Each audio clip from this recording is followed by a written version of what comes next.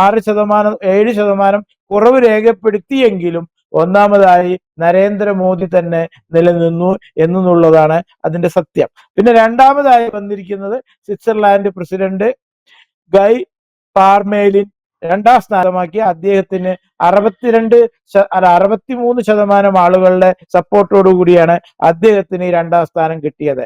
മൂന്നാം സ്ഥാനത്ത് വന്നിരിക്കുന്ന ദക്ഷിണ Korean president Lee Jae Myung ആണ്. അദ്ദേഹത്തിന് 62% ആളുകളുടെ സപ്പോർട്ട് കിട്ടി. 30% ആളുകൾ അദ്ദേഹത്തെ എതിർത്തു. 8% ആൾക്കാർ ഒരു അഭിപ്രായവും പറഞ്ഞില്ല. അങ്ങനെ ദക്ഷിണ കൊറിയൻ പ്രസിഡന്റ് മൂന്നാം സ്ഥാനത്തെത്തി. അതേസമയം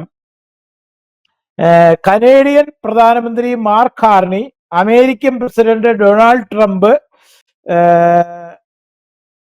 ഫ്രഞ്ച് പ്രസിഡന്റ് ഇമാനുവൽ മാക്രോൺ എന്നിവർക്ക് സർവേ വലിയ തിരിച്ചടിയാണ് ഉണ്ടായത്. ഈ സർവേയുടെ ഫലമായിട്ട് കാനേഡിയൻ പ്രസിഡന്റ് 7ാം സ്ഥാനത്തേക്ക് പോയി. കഴിഞ്ഞ കൊല്ലം മുന്നിൽ നിന്ന ആളാണ്. അതേമാതിരി US പ്രസിഡന്റും 39% അംഗീകാരമേ, അതായത് ഇന്ത്യയുടെ പ്രധാനമന്ത്രിക്ക് ആൾമോസ്റ്റ് 70% സപ്പോർട്ട് കിട്ടുമ്പോ ഡൊണാൾഡ് ട്രംപിന് വെറും 35% സപ്പോർട്ടാണ് കിട്ടിയിട്ടുള്ളൂ എന്നുള്ള നമ്മൾ വളരെ ശ്രദ്ധിക്കേണ്ട കാര്യമാണ്.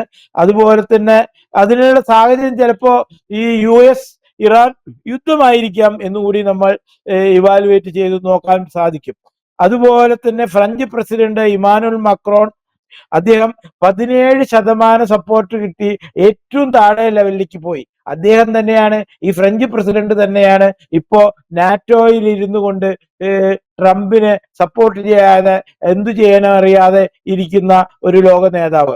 കൂടുതൽ വാർത്തകളും വിശേഷങ്ങളും നിങ്ങളിലേക്ക് എത്താൻ ABC മലയാളം സബ്സ്ക്രൈബ് ചെയ്യുക, ബെൽ ബട്ടണും അമർത്തുക.